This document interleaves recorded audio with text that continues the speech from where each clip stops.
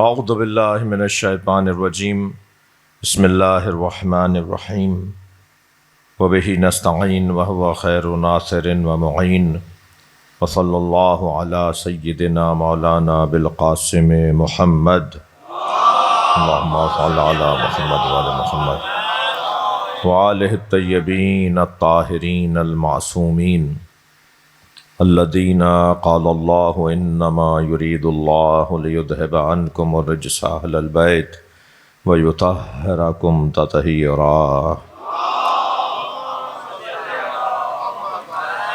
ولعنۃ اللہ علی اعدائہم اجمعین من یوم عداوتہم الی قیام یوم الدین اما بعد قال الحکیم فی قرآن الکریم بسم اللہ الرحمن الرحیم وَلَقَدْ حَمَّتْ بِهِ وَحَمَّ بِهَا لَوْلَا أَنْ رَأَىٰ بُرْهَانَ رَبِّهِ كَذَلِكَ لِنَصْرِفَ عَنْهُ السُّوءَ وَالْفَحْشَاءَ إِنَّهُ مِنْ عِبَادِنَا الْمُخْلَصِينَ وَاسْتَبَقَ الْبَابَ وَقَدَّتْ قَمِيصَهُ مِنْ دُبُرٍ وَأَلْفَ يَا سَيَّدَا لَدَى الْبَابِ قَالَتْ مَا جَزَاءُ مَنْ أَرَادَ بِأَهْلِكَ السُّوءَ إِلَّا أَنْ يُسْجَنَ أَوْ عَذَابٌ أَلِيمٌ صلوات۔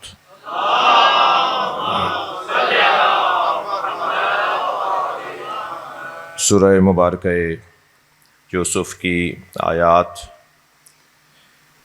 24 اور 25ویں آیت کے اوپر ہم آج پھر غور کر رہے ہیں، یعنی کل 24ویں آیت پر ہم نے غور کیا، جس میں اس واقعے کو ایک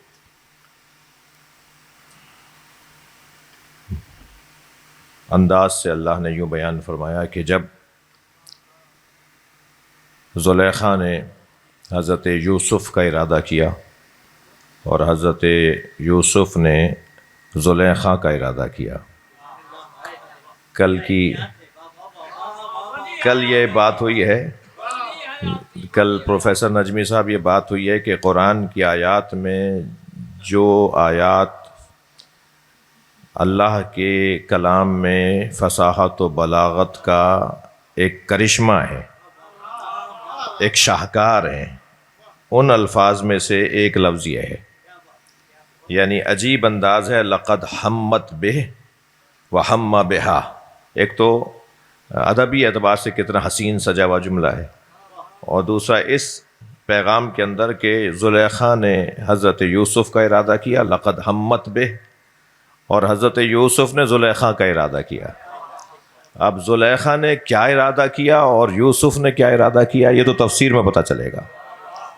زلیخا کا ارادہ کچھ اور تھا، حضرت یوسف کا ارادہ کچھ اور تھا، لیکن لفظ دیکھیں کہ ایک جیسا لفظ ہے، لہٰذا ایک بہت بڑا پیغام ہے یہاں کہ خبردار، ایک جیسے لفظوں کے ایک جیسے معنی نہیں ہوتے، یہ بہت بڑا پیغام ہے۔ عالم دین مولانا شفقت صاحب بھی ہیں، مولانا صالحی صاحب بھی ہیں عالم دین، آپ مجھ جیسے طالب علموں کو بھی کہہ دیتے ہیں عالم دین، حضرت آیت اللہ سیستانی بھی ہیں عالم دین، مثلاً سلمان فارسی بھی ہیں عالم دین، ائمہ اہل بیت کے لیے عالم دین اللہ بھی ہے۔ تو کیا یہ عالم سب برابر ہیں؟ لفظ عالم سب کے لیے استعمال ہو رہا ہے، مگر سب ایک جیسے معنی میں نہیں ہے۔ شہید کا لفظ اللہ کے لیے بھی آیا ہے، شہید کا لفظ قرآن میں مولا علی کے لیے بھی آیا ہے، شہید کا لفظ قرآن مجید کے اندر راہ خدا میں شہید ہو جانے والوں کو بھی ہم شہید کہتے ہیں، ہم راہ خدا میں شہید ہو جانے والوں کو بھی، وہاں مقتول کا لفظ ہے، وہاں قرآن میں کہیں لفظ شہید نہیں ہے، شہید کے لیے لفظ شہید قرآن میں کہیں نہیں ہے۔ شہید کے لیے قرآن میں لفظ مقتول ہے، فی سبیل اللہ، یعنی فی سبیل اللہ کی قید کے ساتھ مقتول کا، ومن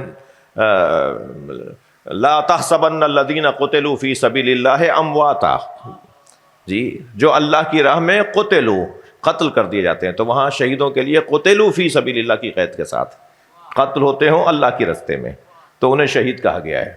ہم ترجمے میں شہید ہی لکھتے ہیں، مگر لفظ شہید نہیں ہے ان کے لیے۔ اللہ نے اپنے لیے شہید کہا ہے قرآن مجید سورہ مبارکہ رعد میں، پروردگار عالم نے مولا علی کے لیے شہید کہا ہے، وَيَقُولُ الَّذِينَ كَفَرُوا لَسْتَ مُرْسَلًا قُلْ كَفَى بِاللَّهِ شَهِيدًا بَيْنِي وَبَيْنَكُمْ وَمَنْ عِندَهُ عِلْمُ الْكِتَابِ۔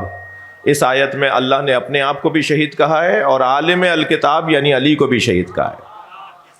تو شہید اللہ بھی ہے، شہید مولا علی بھی ہیں، شہید ہم اپنے شہید کو بھی کہتے ہیں. تو کیا یہ سارے شہید ایک جیسے ہیں؟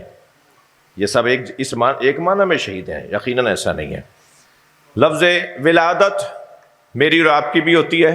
لفظ ولادت حضرت عیسیٰ کے لیے قرآن میں آیا ہے، حضرت یحییٰ کے لیے قرآن میں آیا ہے، ائمہ اہل بیت کی حدیثوں میں ائمہ کے لیے آیا ہے. لفظ ولادت آیا ہے ائمہ کے لیے، ائمہ نے خود فرمایا ہے. ائمہ سے زیادہ تو کوئی آگے نہیں بڑھے نا بھائی، ائمہ سے زیادہ تو کوئی سمجھدار نہیں ہے. توجہ ہے بات کی.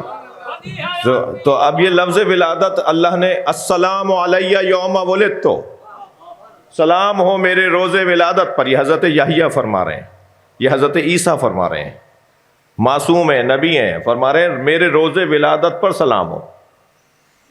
وَيَوْمَ أَمُوتُ، میرے رحلت کر جانے والے دن پر سلام ہو. وَيَوْمَ أُبْعَثُ حَيًّا، اور جس دن دوبارہ زندہ اٹھایا جاؤں گا اس دن پر سلام ہو. تو لفظ ولادت حضرت عیسیٰ اور حضرت یحییٰ کے لیے قرآن میں آیا ہے. لفظ ولادت ائمہ اہل بیت کے لیے احادیث میں آیا ہے. ایک شخص نے مولا حسین سے سوال کیا، حل ولد المہدی، لفظ ولادت. امام حسین سے ایک شخص سوال کر رہا ہے کیا حضرت مہدی کی ولادت ہو گئی؟ لفظ ولادت، حل ولد المہدی. امام حسین نے فرمایا لا لو ادرکتہ لخدمت ایام حیاتی، نہیں مہدی میری زندگی میں نہیں آئے ہیں، اگر میری زندگی میں مہدی آ جاتے تو میں حسین ان کی خدمت کے لیے خود کو وقف کر دیتا. سبحان اللہ، اللہم صل علی. تو لفظ ولادت وہاں امام مہدی کے لیے آئے جی، لفظ ولادت وہاں ائمہ کے لیے آئے. تو اب کیا مطلب ہے؟ لفظ ولادت جو ائمہ کے لیے ہے اور لفظ ولادت جو آپ کے بچے کی ولادت ہو رہی ہے، لفظ ولادت تو وہاں بھی ہو رہا ہے. تو کیا ایک جیسا معنی ہے؟ تو بس قاعدہ یہ بنا کہ ایک جیسے لفظوں کے ایک جیسے معنی نہیں ہوتے جی. جیسے جیسے لفظ محل بدلتے چلے جائیں گے، توجہ چاہوں گا، جیسے جیسے لفظوں کی نشست بدلتی چلی جائے گی ایسے ایسے مطلب بدلتا چلا جائے گا. اب لقد ہمت بہی بھی ہے اور لقد ہمہ بہا بھی ہے. زلیخا نے حضرت یوسف کا ارادہ کیا اور حضرت یوسف نے زلیخا کا ارادہ کیا.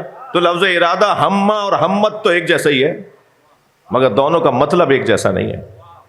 ایک کے ہاں ناپاکی ہے، گندگی ہے، ذہن کا فطور ہے، نفسانیت ہے، خود پرستی ہے، خود بافتگی ہے اور اپنی خواہشات نفسانی ہے.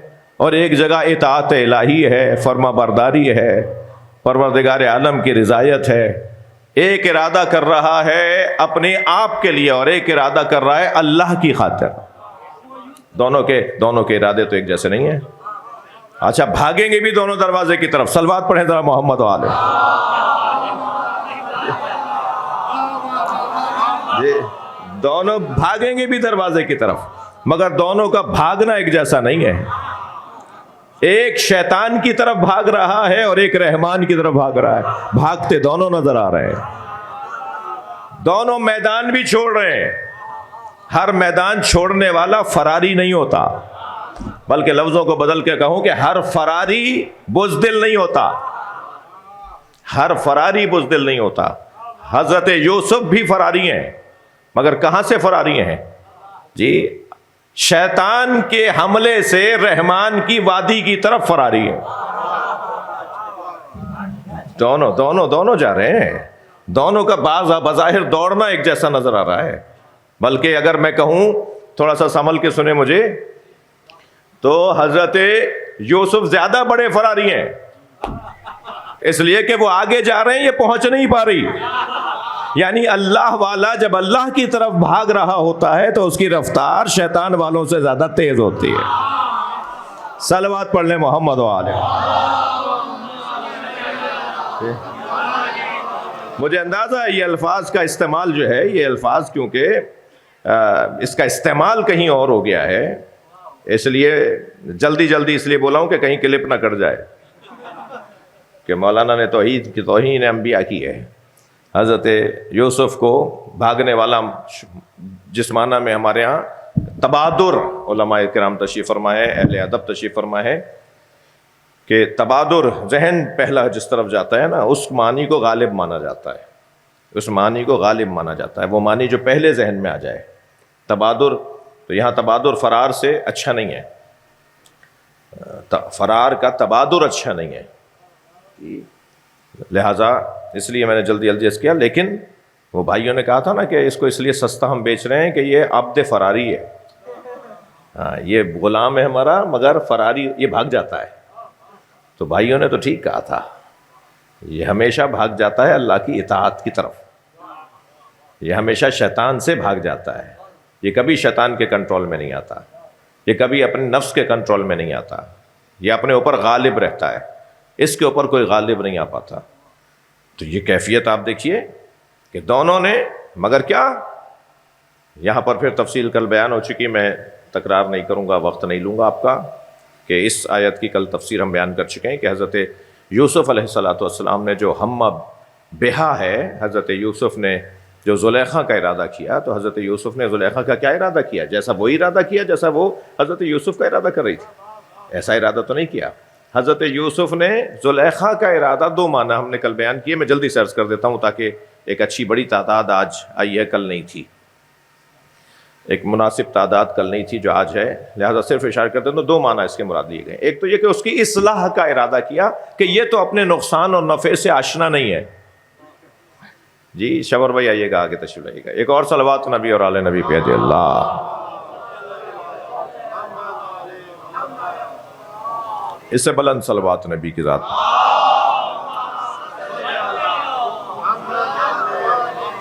آپ اس سے بلند پڑھ سکتے ہیں، اللہم صل علی محمد و علی محمد۔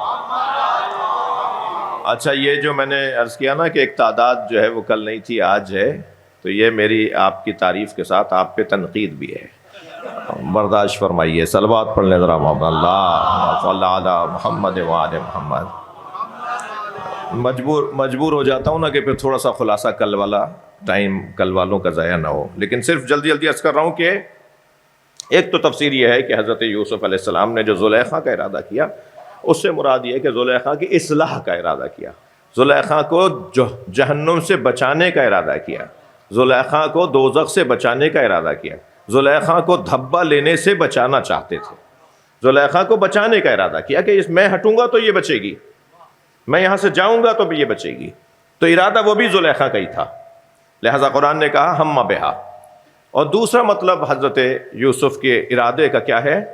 تفسیر کہتی ہے کہ اس نے ارادہ کیا ان یفعل، اور انہوں نے ارادہ کیا ان لم یفعل، ان لم یفعل، اس نے ارادہ کیا کام انجام دینے کا، اور انہوں نے ارادہ کیا کام انجام نہ دینے کا۔ بھائی ارادہ کام انجام دینے کے لیے بھی ارادہ ہوتا ہے، اور کام نہ کرنے کا بھی تو ارادہ ہوتا ہے۔ وہ ارادہ کر رہی تھی کام کرنے کا، یہ ارادہ کر رہے تھے کام نہ کرنے کا۔ اور ایک اور تفسیر بھی بہرحال ایک پہلو اس کے اندر بیان ہوا ہے، اور وہ بھی ائمہ اہل بیت سے بیان ہوا ہے، اور وہ یہ کہ حضرت یوسف نے جو ارادہ کیا وہ اس کے قتل کا ارادہ کیا، اگرچہ اسے نقن صاحب فرماتے ہیں کہ یہ بات ضعیف ہے، مگر ہماری کتابوں میں آئی ہے کہ حضرت یوسف نے چاہا کہ اس کا گلا دبا دوں، حضرت یوسف نے چاہا کہ اس کو مار دوں، یہ میرے ساتھ جو کرنا چاہ رہی ہے میں وہ نہیں کرنا چاہتا، تو اب یہ جب زبردستی کر رہی ہے تو اس کا حل یہ ہے کہ میں اس کو مار دوں۔ تو فوراً حضرت یعقوب کی شکل نظر آئی حضرت یوسف، جی فوراً حضرت یعقوب نظر آیا، حضرت یعقوب نے فرمایا میرے بچے نہیں، تیری حفاظت کرنے کے لیے اللہ موجود ہے، تجھے یہ کام کرنے کی ضرورت ہی نہیں ہے، تو ارادہ کر دروازے کی طرف، تو دروازے کی طرف جا، صرف معاذ اللہ کہنے سے مسئلہ حل نہیں ہوگا، صرف اللہم عجل فرجہ الشریف کہنے سے امام نہیں آئیں گے، سے کوشش کرنی ہوگی، محنت کرنی ہوگی۔ تو صرف معاذ اللہ، قال معاذ اللہ پچھلی والی آیت میں، قال معاذ اللہ انہو ربی احسن مسوایا، جو حضرت یوسف نے پچھلی والی آیت میں ارشاد فرمایا کہ میں اللہ کی پناہ میں ہوں، اور جس کی تو بیوی ہے وہ میرے اوپر بھی میرا بھی محسن ہے، تو اپنے شوہر کا تو خیال نہیں کر رہی، مگر تو جس کی بیوی ہے وہ جو تیرا شوہر ہے، وہ جہاں تیرا شوہر ہے وہاں اس نے میرے اوپر بھی احسانات کیے ہوئے، تو میں کیسے اس کی زوجہ کے ساتھ ایسا سوچ لوں کہ جس کے شوہر نے میرے ساتھ احسانات کیے ہوئے ہوں۔ تو یہ حضرت یعقوب نظر آئے، اور حضرت یعقوب نے ان کو گویا رہنمائی کی اور ان کو حوصلہ دیا، اور ایک میں ہے کہ نہیں جبریل نظر آیا اور جبریل نے حضرت یوسف پر وحی نازل کی کہ اللہ تمہارے ساتھ ہے، ہمت کرو، اللہ تمہارے ساتھ ہے، ہمت کرو۔ لہٰذا آگے والی آیت کہتی ہے کہ لولا ان رأى برہان ربہ، اگر برہان ربہ کو یوسف نے نہ دیکھا ہوتا، اپنے رب کے برہان کو، دلیل کو، اشارے کو، رہنمائی کو نہ دیکھا ہوتا تو کبھی بھی ہمہ بہا نہ ہوتا۔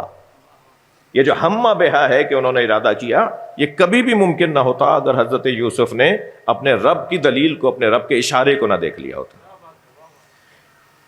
اس کے بعد آیت آگے بڑھتی ہے اور اللہ اعلان کرتا ہے کہ اسے ہم نے معصوم بنایا ہے۔ کذالک لنصرف عنہ السوء والفحشاء انہ من عبادنا المخلصین۔ کل ہماری اس پہ بڑی تفصیلی، بہت ہی مناسب، اب ابرار بھائی اور ڈاکٹر صاحب تو کہہ رہے ہیں بہت اچھی گفتگو تھی، لیکن میں سمجھتا ہوں کہ مناسب تھی بات۔ یہ ان کے حسن نظر ہے اور حسن سماعت ہے کہ بعض دوست فرما رہے ہیں کہ نئی باتوں میں گہرائی ہے، لیکن اتنا ضرور ہے کہ بات اس پہ ہو گئی۔ آج کی آیت جس کے اوپر ہم جلدی جلدی آپ کے سامنے کچھ عرض کرنا چاہیں گے وہ یہ کہ جب یہ منظر بن گیا، حضرت یوسف علیہ السلام نے ارادہ کیا اپنے لم یفعل کا، کہ میں یہ کام نہیں انجام دوں، اس کا ارادہ کیا حضرت یوسف نے، اور حضرت یوسف چلے کہاں؟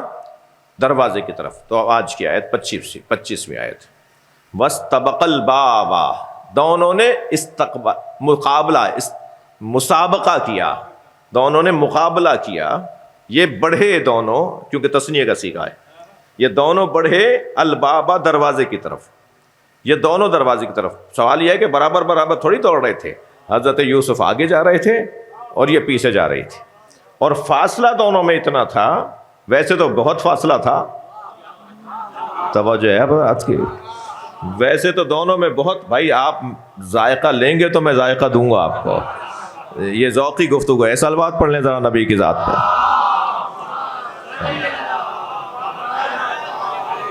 ویسے تو زمین تا آسمان دونوں میں فاصلہ تھا، لیکن کم سے کم ایک ہاتھ کا فاصلہ ضرور تھا۔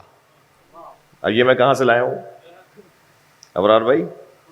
کم سے کم ایک ہاتھ کا فاصلہ ضرور تھا، اس لیے کہ اگر ایک ہاتھ سے زیادہ کا فاصلہ نہ ہوتا تو جو 7ویں دروازے پہ ہاتھ پہنچ گیا کپڑوں تک، وہ پہلے بھی پہنچ جاتا۔ ایک ہاتھ کا فاصلہ ضرور تھا دونوں میں، اور یہ جو ایک ہاتھ کا فاصلہ ہے نا، یہ محرم کو مجرم اور مجرم کو محرم بنا دیتا ہے۔ ہاں، یہ ایک ہاتھ کا فاصلہ شرعی طور پر جماعت کے اندر احکامات کو بدل دیتا ہے۔ یہ ایک ہاتھ کا فاصلہ، ایک ذرا کا فاصلہ، اسے کہتے ہیں ایک ذرا کا فاصلہ، یہ جو ایک ذرا کا فاصلہ ہے نا، یہ شرعی احکامات کو بھی بدل دیتا ہے۔ میاں بیوی دونوں نماز پڑھنا چاہتے ہیں ساتھ، ٹھیک ہے، دونوں میاں بیوی ایک ہی حجرے میں محرم ہے، بھائی بیوی نے بھی مصلی بچھا لیا، شوہر نے بھی مصلی بچھا لیا، کتنے فاصلے سے کھڑے ہوں گے؟ یہ ایک ذرا سے کم کا فاصلہ ہوگا تو جو بعد میں مصلی لگا رہا ہے اس کی نماز باطل ہے۔ شرعی مسئلہ بتا دیا میں نے۔ ڈاکٹر صاحب میں جا رہا تھا اس وقت، آپ کی محبت ہے، آپ کا لقمہ مجھے کام آئے گا، ایک صلوات پڑھے محمد وعلہ۔ اگر دو میاں بیوی ایک ساتھ نماز پڑھنا چاہ رہے ہیں ایک حجرے میں، تو وہ ایک ساتھ کھڑے ہو کے نماز نہیں پڑھ سکتے، ایک ساتھ نماز نہیں پڑھ سکتے۔ اگر پڑھنا چاہتے ہیں تو شوہر کو بیوی سے مصلی آگے لگانا پڑے گا اور بیوی کو شوہر سے پیچھے مصلی لگانا پڑے گا، اور اگر برابر برابر کھڑا ہونا چاہتے ہیں تو ایک ذرا کا فاصلہ، یعنی ایک بندہ بیچ میں آ جائے، اتنا فاصلہ کرنا پڑے گا۔ اور اگر ایسا نہیں کریں گے تو جس نے بعد میں مصلی لگایا ہے اس کی نماز باطل ہے۔ پہلے سے شوہر کھڑا تھا، بیوی نے بعد میں آ کے برابر میں مصلی لگا لیا، اب ان کی تو ایک رکعت ہو چکی تھی، ان کی تو ایک رکعت ہو چکی، وہ کیا کریں؟ نماز توڑیں؟ غلطی کوئی اور، نقصان ان کا ہو، یہ نماز کیوں توڑیں گے؟ وہ جو مصلی لگا رہی ہیں بعد میں، ان کی نماز باطل ہے۔ اس کو برعکس بھی کر لیجئے، بیگم صاحبہ نماز پہلے سے پڑھ رہی تھی، شوہر نامدار نے چاہا کہ میں کہیں قریب کھڑے ہو کے نماز پڑھ لوں، تو انہوں نے مصلی قریب لگا لیا، تو اب جس نے بعد میں مصلی لگایا اس کی نماز باطل ہے۔ جی، وَهُوَ بِالْأُفُقِ الْأَعْلَىٰ، میرا نبی سب سے بلند مقام پر تھا۔ فکان قاب قوسین او ادنا، دو کمانوں کا فاصلہ اور بھی کم. جی 2 کمانوں کا فاصلہ. یہ جو 2 کمانوں کا فاصلہ ہے نا، اس کے لیے تقریباً 4 تفسیریں میرے ذہن میں اس وقت ہیں کہ یہ 2 کمانوں کا فاصلہ کتنا ہوتا ہے. یہ 2 کمانوں کا فاصلہ کتنا ہوتا ہے. معمولاً کمان کی جو ساخت ہوتی تھی یا ہوتی ہے، اس میں کم سے کم 1 بالش چھوٹی کمان اور زیادہ سے زیادہ 1 زرہ کمان. 1 زرہ، جی 1 زرہ کا فاصلہ کس کی بات ہو رہی ہے؟ اللہ اور نبی کی بات ہو رہی ہے. جی وہ اس بلندی کے مقام پر تھے کہ میرا نبی 1 زرہ کے فاصلے پر تھا. اگر 1 زرہ کے فاصلے کو اللہ نے کہہ کر آیت کو چھوڑ دیا ہوتا، بات روک دی ہوتی، تو مسلمان اتنا حضرت ہے کہہ دیتا کہ نبی میں اور اللہ میں اتنا فرق ہے، نبی میں اور اللہ میں اتنا فاصلہ ہے، اتنی دوری ہے. اللہ نے او ادنا کہہ کے ہمیں سوچنے سے منع کر دیا. تم مت سوچو میرے نبی میں اور مجھ میں کتنا فاصلہ ہے. جی 1 زرہ اور اس سے کم. اب اور اس سے کم کا تو کوئی پتہ ہی نہیں ہے نا کتنا کم. توجہ ہے حضرات کی. اور کم کا تو کوئی قید ہی نہیں ہے نا، 1 بالش 2 بالش. فاصلوں کا تو اللہ نے ہمارے ذہنوں سے نکال دیا کہ میرے اور میرے نبی کے درمیان تمہیں حق نہیں ہے کہ تم فاصلوں کو گنتی میں لاؤ. صلوات پڑھ لیں محمد و آل.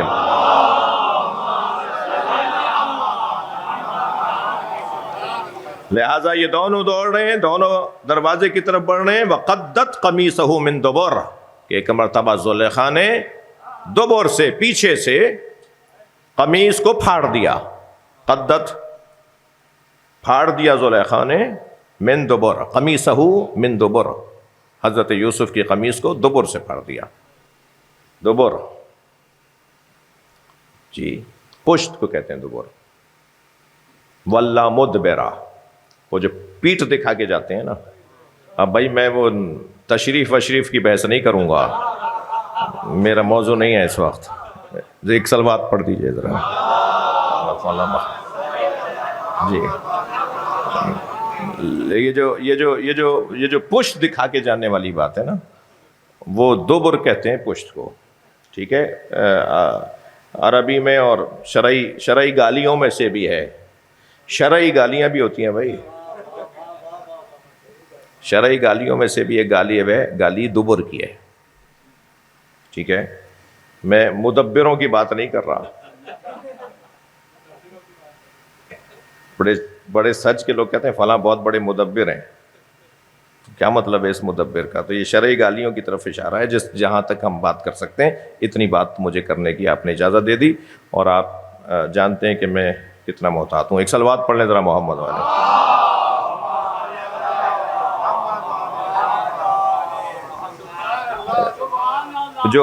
جو ادبی کاریگر ہیں نا، انہیں میں نے جملہ دے دیا ہے جی، مدبروں کا لفظ. تو یہ جو دبر، پیچھے سے حضرت یوسف کی قمیض پھٹ گئی. وَأَلْفَيَا سَيَّدَهَا لَدَى الْبَابِ، جیسے ہی یہ عمل ہوا ایک مرتبہ دروازہ کھلا اور سامنے عزیز مصر کھڑا تھا. زلیخا کا یہاں سیدہ کہا ہے، سید کہا ہے زلیخا کے شوہر کو، زلیخا کے لیے. زلیخا کا سردار یعنی شوہر. یہاں سردار اور سید سے مراد شوہر. یہاں سید سے مراد وہ فقہ اہل بیت میں اور شریعت محمدی میں سید اور غیر سید، شیخ اور سید والی بحث نہیں ہے کہ یہ ائمہ اہل بیت کی اولاد ہیں تو سید ہیں. یہ والے سید نہیں ہیں. سید یعنی سردار، اس کا سردار، اس کا مالک، اس کا شوہر، اس پہ حاکم، وہ سامنے کھڑا تھا. دونوں نے یعنی زلیخا نے اور حضرت یوسف نے، دونوں نے دیکھا کہ زلیخا کا شوہر سامنے دروازے پہ کھڑا ہے.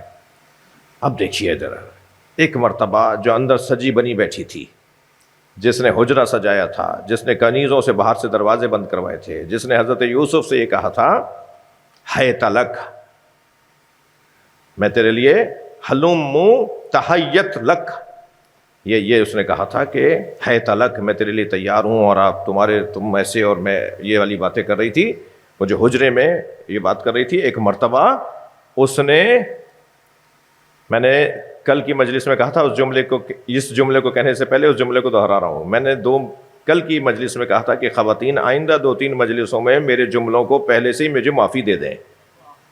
کہ کچھ باتیں میں ایسے کروں گا، میری مجبوری ہے، سورہ یوسف پڑھ رہا ہوں کہ خواتین کے بارے میں قرآن میں کچھ باتیں ایسی آئی ہیں، ہم اس کی تشریح کریں گے، ہم اس پر بات کریں گے۔ قرآن مجید میں خواتین سے متعلق کچھ ایسی باتیں آئی ہیں جو خواتین کو پسند نہیں ہے، سیدھی بات کر رہا ہوں، جو خواتین کو اچھی نہیں لگتی جی، ان میں سے ایک بات یہ آئی ہے، اور بات یہ ہے کہ وہ جو ابھی حجرے میں یہ بات کر رہی تھی اور روکنے کے لیے بھاگ دوڑ کر رہی تھی، اس نے جیسے ہی اپنے شوہر کو دیکھا، قالت ما جزاء من اراد باہلک السوء، ایک مرتبہ عزیز مصر سے کہنے لگی آپ ہی بتائیں جو آپ کی زوجہ کے ساتھ ایسا کرے اس کی سزا کیا ہے؟ ارے ایک مرتبہ پھر گئی، آپ آیت کا لہجہ تو دیکھیے، الفاظ کی بندش تو دیکھیے، کہہ رہی ہے قالت، قرآن کہہ رہا ہے اس نے کہا، اس خاتون نے کہا، زلیخا نے کہا، کیا کہا؟ ما جزاء من اراد باہلک السوء، بتائیے، آپ ہی بتائیے، بات اس سے کر رہی ہے اپنے شوہر سے، بتائیے، آپ ہی بتائیے جو آپ کی اہلیہ کے ساتھ ایسا کرے، یعنی برا سوچے، آپ کے اہلیہ کے ساتھ برا کرنے کا سوچے، اس کی جزا کیا ہے؟ الا ان یسجن او عذاب علیم، دو ہی تو اس کو سزائیں دی جائیں گی، یا اسے قید میں ڈال دیں، دو ہی تو بدلے لیے جائیں گے اس کام کے، یا اسے قید میں ڈال دیں یا اسے شدید عذاب میں مبتلا کریں۔ اب آپ دیکھیے جی، اب آپ دیکھیے نا، ایک مرتبہ یہاں جو خواتین سے متعلق پوری ایک بحث ہے، اور وہ بحث ہے کہ اجازت دیجئے کہ کل کی مجلس میں اس بات کو، ابرار بھائی، ہن نواقص العقول نواقص اللحوظ، جی، اتقے شر النساء، عورتوں کے شر سے بچو، یہ ائمہ نے فرمایا ہے۔ میں نے بھائی پہلے کہہ دیا، کوئی احتجاج کے لیے باہر نکلنے نہیں آ، نکل کے مت آنا، اس کی تشریح کروں گا، اس کی تشریح کروں گا۔ یہ آپ دیکھیے کیا چال چلی، یعنی کتنی خطرناک ہے۔ اس سے بڑی قرآن مجید نے کہا، احسن القصص ہے، اس سے بڑی مثالیں نہیں ہیں، کہ جو تمہارے ساتھ وفاداری، محبت، شفقت، پیار کا اظہار کر رہا ہو اور تمہیں 100% سے زیادہ یقین ہو جائے کہ یہ مجھ سے سچا ہے، خبردار اسے بچے رہنا، وہ ایسے گرگٹ کی طرح رنگ بدلے گی کہ معلوم ہے کہ آپ تنہا کھڑے رہ جائیں گے کہ میں تو سمجھ رہا تھا کہ کچھ اور سوچ رہی تھی۔ جی، ممکن ہے میری بہنوں کی طرف سے کوئی سوال آ جائے، کیا مردوں کی یہ کیفیت نہیں ہوتی؟ کیا مردوں کے یہاں یہ مثالیں نہیں ہیں کہ وہ دھوکے دیتے ہوں، فریب دیتے ہوں، چالیں چلتے ہوں، سازشیں کرتے ہوں؟ جی، تو یہ جو مزاج ہے نا، گناہ کرنے والوں کا مزاج، یہ خدا کی معصیت کے اندر سجا کر کام کرنے والوں کا مزاج، اس میں مرد اور عورت کا کوئی فرق نہیں، مرد بھی ایسا ہو سکتا ہے، عورت بھی ایسی ہو سکتی ہے۔ خواتین کے ساتھ جو مردوں کی نسبت ایک چیز زیادہ خطرناک ہے، میں منفی نہیں بول رہا اس کو، خطرناک ہے، اور لفظ کو خطرناک سے ذرا ہلکا کر دیتا ہوں، حساس ہے۔ جو خواتین کے ہاں مردوں کی نسبت جو ایک کیفیت حساس تر ہے، وہ یہ ہے کہ یہ جذبات سے مغلوب ہو جاتی ہیں، جذبات ان پہ غالب آ جاتے ہیں۔ مرد کی نسبت خاتون جذبات سے مغلوب ہو جاتی ہے، جذبات اس پر غالب آ جاتے ہیں، احساسات اور جذبات زدہ ہو جاتی ہے، یہ مغلوب الجذبات ہو جاتی ہے، مغلوب الاحساسات ہو جاتی ہے۔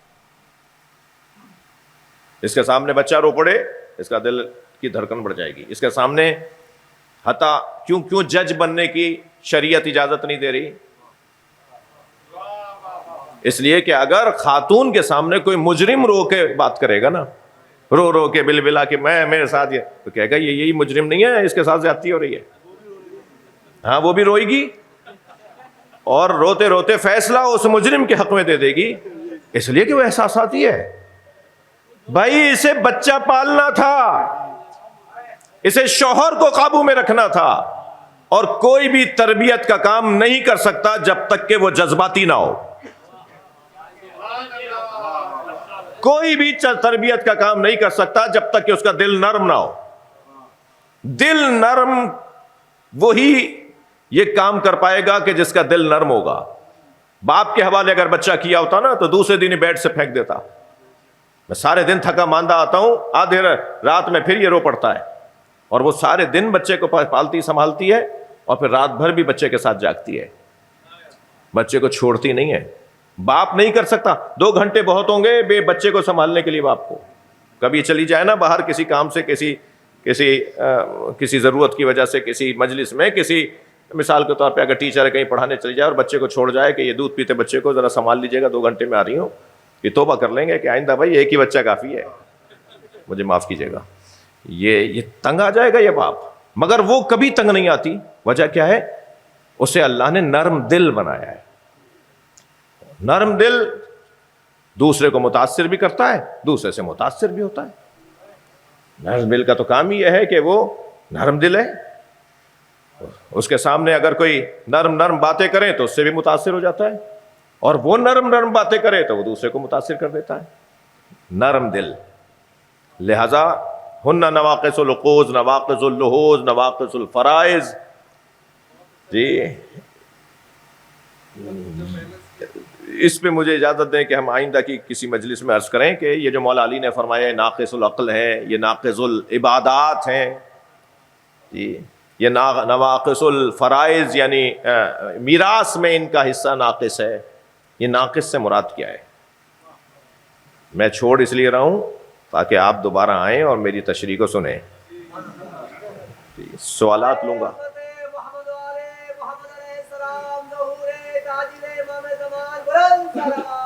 اللہم صل علی محمد وآل محمد. آج کیونکہ قاری حضرات یہاں تشریف لانے ہیں تو اس لیے سوال کا سلسلہ تھوڑا سا اختصار کے ساتھ ہوگا. بہتر ہے ایک شخص ایک ہی سوال اگر کرے تو بہت بہتر ہوگا. جی کسی کے ذہن میں کوئی سوال آیا ہو آج کے حوالے سے یا گزشتہ جو قبلہ نے تقاریر کی؟ خواہران بھی اپنے سوالات تیار رکھیں. جی کسی کے جی درود پڑھ دیے گا ایک دفعہ باوز بلند.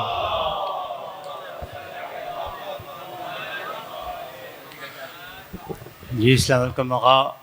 ایز یوزول لوگ یہ نہ سمجھیں کہ آگے بٹھا کے رکھتے ہیں اور سوالات ایک ہی شخص کرتا ہے. یہ اگر کوئی سمجھے گا بھی تو اچھا سمجھے گا. جی جی آقا میرا ایک سوال یہ تھا, گو کہ اس سورہ یوسف کے حوالے سے ہٹ کر ہے کہ رسول اکرم صلی اللہ علیہ وسلم کے آنے سے پہلے ان لوگوں کو پتہ چل گیا تھا کہ رسول آنے ہیں, یا حضرت موسیٰ علیہ السلام آنے سے پہلے معلوم چل گیا تھا کہ وہ آنا ہے؟ تو سوال میرا یہ ہے کہ وہ جو علم تھا یا جادو تھا یا سفلی علم تھا وہ اسی وقت رک تو نہیں گیا ہوگا, یقیناً وہ ابھی آگے بڑھ رہا ہوگا. اور وہ جس طرح سے اب رحمانی اور حسینی ہم مقاومت اور جو دیکھ رہے ہیں دنیا میں پرچم لہرا رہا ہے, تو وہ کون سا علم تھا اور وہ اب کہاں پہ مطلب وہ ایگزسٹ کرتا ہے؟ میرے خیال سے آپ کا جو سوال ہے وہ یہ کہ نبی مکرم سے پہلے بھی حضرت کو کہ حضرت کسی طرح سے دنیا میں نہ آنے پائیں, ایک جادو کیا گیا, سرکار دو جہاں پر جادو کی کوشش کی گئی, اور آپ کے اوپر وہ تو اللہ کی جانب سے کیونکہ آپ کی حفاظت کی ذمہ داری اللہ نے لی ہے, تو آپ پہ ان ظالموں اور ان جادوگروں کے جادو کا اثر نہیں ہوا. اسی طرح ائمہ اہل بیت کے خلاف بھی لوگوں نے اپنے اس جس کو کہہ لیجئے کہ اس طرح کے حربوں کو استعمال کیا, مگر اس پہ اثر نہیں ہوا کیونکہ اللہ ان کا محافظ ہے. آپ کا سوال یہ ہے کہ وہ جو علم شیطانی علم کے طور پہ ہم کہتے ہیں جی کالا علم ہے اور سفلی ہے اور جادو ہے, آج وہ علم کہاں ہے اور اس علم کو کیا ختم کر دیا گیا ہے یا وہ چیز باقی ہے, اور اگر ہے تو اس کا توڑ اور اس کا جواب کیسے ہے؟ دیکھیں علوم کی قسمیں جو کی گئی ہیں ان میں سے ایک قسم ہے علوم غریبہ اور ایک قسم ہے علوم آسمانی اور علوم الہی, جس علم کو اللہ پسند کرتا ہے. جس علم کو اللہ پسند کرتا ہے اس سے مراد ہرگز ضربہ ضربو والا علم ہی نہیں ہے. اور ہرگز میڈیکل کا علم نہیں ہے، یہ بھی نہیں ہے. یعنی ممکن ہے کہ ہر وہ علم جو اللہ کی مخلوق کو نفع پہنچا سکتا ہے وہ علم دین ہے.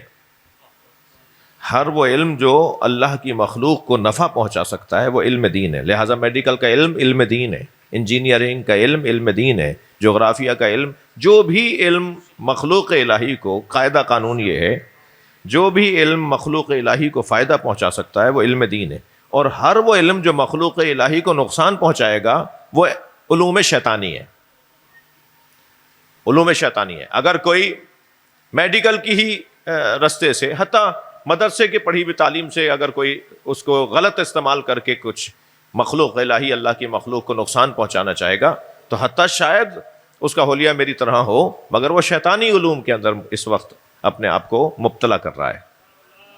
اور ممکن ہے کسی نے ٹائی لگائی ہوئی ہو، چہرے پہ داڑھی بھی نہ ہو، وہ مخلوق الہی کی خدمت کرنا چاہ رہا ہے میڈیکل کے ذریعے سے، کسی بھی علم کے ذریعے سے، تو وہ عالم دین ہے. ہر وہ علم کے جو مخلوق الہی کو فائدہ پہنچائے وہ علم دین ہے. اور ہر وہ علم جو مخلوق الہی کو نقصان پہنچائے وہ علوم شیطانی ہے. تو جادو، ٹونا، یہ سفلی اور اس ٹائپ کے جو نام ہے تو نام بھی لینا نہیں آتے صحیح طرح، یہ جو علوم ہیں ان کا کام ہے لوگوں کو تنگ کرنا، ان کا کام ہے منفی کام کرنا. مثبت کام کے لیے جب رستہ موجود ہو تو منفی رستے کی طرف جو جا رہا ہے، فی قلوبہم زیغ، قرآن کہتا ہے ان کے دلوں پہ زنگ لگ چکا ہے. یہ اس لیے اس طرف جا رہے ہیں کہ ان کے دل پہلے سے ہی ٹیڑھے ہیں. شفاف پانی کو چھوڑ کے، میٹھا پانی کو چھوڑ کے، گوارا پانی کو چھوڑ کے کھارے پانی کی طرف، کڑوے پانی کی طرف اگر کوئی جائے گا تو اس کا دل ٹیڑھا ہے نا، اس کی نیت خراب ہے نا، اس لیے اس طرف جا رہا ہے. تو ان علوم کا مقابلہ جو شیطانی علوم ہیں ان کا مقابلہ ائمہ اہل بیت نے کیا، دعاؤں کے ذریعے، تقویٰ کے ذریعے، طہارت کے ذریعے. آپ دیکھیں ہندوستان میں یہ والے علوم زیادہ کیوں ہیں؟ پاکستان میں ان سے کم ہیں مگر اور ممالک میں یہ علوم ہمارے ملکوں سے کم ہیں. جی، یہ جادو، ٹونا، سفلی وغیرہ کا جو علم ہے، مجھے یہ بات میرا چاہ رہا ہے دل کہ میں بات پوری کروں. یہ جو علوم ہیں یہ آپ کو اور ممالک میں پاکستان سے کم ملیں گے. ٹھیک ہے، یورپین ممالک میں چلے جائیے آپ، ان سمندر پار ممالک میں چلے جائیے، ان ممالک میں کم ملیں گے آپ کو. اور اگر ملیں گے بھی تو وہ اس کام میں استعمال میں نہیں ہے. وہ وہاں جو جادو کا استعمال ہے، وہاں جو میجک کا استعمال ہے، وہاں جو جادو کا استعمال ہے، وہ ایک فن کے طور پہ، ایک علم کے طور پہ، مگر وہ انسانیت کو تکلیف دینے کے لیے استعمال نہیں کرتے. وہ ہمارے ہاں اس کے برخلاف ہے. کیوں ہندوستان میں سب سے زیادہ یہ کام، ہمارے پاس اس سے کم ہے؟ اس کا ایک سبب جو ہے نا، ایک سبب، اس کا توڑ کیسے ممکن ہے یہاں پر، یا یہاں کیوں کم ہے یا اور ممالک میں کیوں کم ہے؟ جو ظاہری نظافت ہے نا، ظاہری نظافت. جی، کیا حدیث ہے، کتنی مشہور حدیث ہے، النظافت بچے من الایمان، النظافت نصف الایمان. جی، یہ جو نظافت ہے نا، لفظ نظافت بولا ہے حدیث کے اندر، حتیٰ لفظ طہارت نہیں ہے یہاں پر. نظافت ظاہری طور پہ تو صاف ستھرے رہو، ظاہری طور پہ تو گندگی سے اپنے آپ کو بچاؤ. تم مسلمان نہیں بھی ہو تب بھی نظافت تو تمہارے اوپر ضروری ہے. تم فلاں فقہ کو نہیں مانتے، گندے تو نہیں رہو، تمہارے کپڑوں سے بدبو آ رہی ہے، تمہارے منہ سے بدبو آ رہی ہے، تم نے فلاں مثال کے طور پہ جگہ گئے تھے، وہاں سے تم گندگی لے کر آ گئے، تم پھیلا رہے ہو گندگی کو، نجاست کو پھیلا رہے ہو، یہ جو گندگی ہے، جو غلاظتیں ہیں، اسے پھیلا رہے ہو. یہ ایک بہت بڑا سبب ہے. اس طرح کے علوم کا اثر ڈالنے میں عدم نظافت بہت بڑا ایک سبب ہے. اور جہاں نظافت ہوتی ہے وہاں اس طرح کے علوم سے بچا جا سکتا ہے. پروردگار عالم ہمیں اپنے پیغامات کو سمجھنے کی توفیق عطا فرمائے. اس سورے سے جو پیغامات مل رہے ہیں ان پہ عمل کی توفیق عطا فرمائے. دعاؤں کی قبولیت کے لیے بلندتر صلوات. ایک سوال باہر سے دیار غیر سے آیا ہے، اور وہ donating kidneys and liver is permissible but not eyes, what is the reason for this? کہ گردے اور جگر کا عطیہ تو دیا جا سکتا ہے لیکن آنکھوں کے عطیے کے لیے. آپ کو یہ جان کے خوشی ہوگی کہ پورے پاکستان میں یہ فقیر جو آپ کے سامنے بیٹھا ہے وہ انگلیوں پہ گنے ہوئے شیعہ علماء میں ایک ہے جس نے ڈاکٹر ادیب الحسن کو شیعہ فقہ کے مطابق آرگن ڈونیشن کے حوالے سے مقالہ لکھ کے دیا ہے. سبحان اور شائع بھی ہوا ہے کراچی اور وہ یونیورسٹی سے۔ کراچی یونیورسٹی نے چھاپا ہے. جی جی ڈاکٹر صاحب آپ کو ابرار بھائی آپ کو تو یہ جو آرگن ڈونیشن کا ایشو ہے یہ بڑا مفصل بحث ہے. مجھے اجازت دیں کہ آج یہ بچے آئے ہوئے ہیں جی، کل ان سے استفادہ ہو، مگر آپ یاد رکھیے گا اور یہ جنہوں نے سوال کیا ہے وہ غیر حاضر نہ ہو جائیں کل کی مجلس میں، جی جی بالکل تو ہم اس کا مفصل جواب دیں گے. انشاءاللہ۔ میں اس کام کے اوپر مطالعہ کرنے کے بعد بولنے والوں میں سے ہوں. ماشاء میرے لیے یہ نئی بات نہیں ہے، یہ نیا موضوع نہیں ہے. ماشاء اللہ ماشاء اس کے پیچھے اہل بیت کی تعلیمات کیا کہتی ہیں اور اس کے کیا جواب ہیں اور کیوں ایسا ہے کہ آنکھ دینا جائز نہیں ہے مگر گردہ دینا جائز ہے. جی جی جی ہاں، کیا سبب ہے اس کے سوال اوپر تو بھی مجھے سوال بھی یہی صحیح ہے۔ سوال صحیح ہے، جی، بہترین سوال ہے. اس کا جواب مفصل ہے، ابھی میں دینے سے گریز کر رہا ہوں.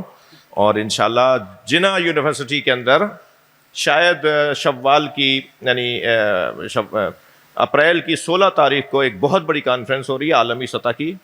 اس میں جن پورے پاکستان سے جس شیعہ کے طالب علم کو بلایا گیا ہے وہ یہ فقیر ہے جو آپ کے سامنے بیٹھا ہے. اللہم صلی علی محمد و ڈاکٹروں کی کانفرنس ہے. اس میں وہ ایک دیوبندی، ایک بریلوی اور ایک شیعہ عالم کو لینا چاہتے تھے، اور کیونکہ انہیں پتا تھا کہ میرا اس پہ تھوڑا بہت کام ہے اس لیے ڈاکٹر حضرات تشریف لائے تھے اور ہم نے ان کو وعدہ کر لیا. اس میں خطاب کرنے جا رہا ہوں، اپنے پرانے مقالے کو اور بہتر کر کے جاؤں گا. انشاءاللہ ماشاءاللہ۔ جو میری ریسرچ پہلے ہے اس کے اوپر مزید بہتری کر کے میں اس میں خطاب کرنے جاؤں گا. ڈاکٹر نازنی اور اس طرح کے ڈاکٹرز تشریف لے کر آئے تھے، اور انشاءاللہ اس موضوع پہ کسی اور موقع پہ. علی مہندی صاحب پلیز آئیے.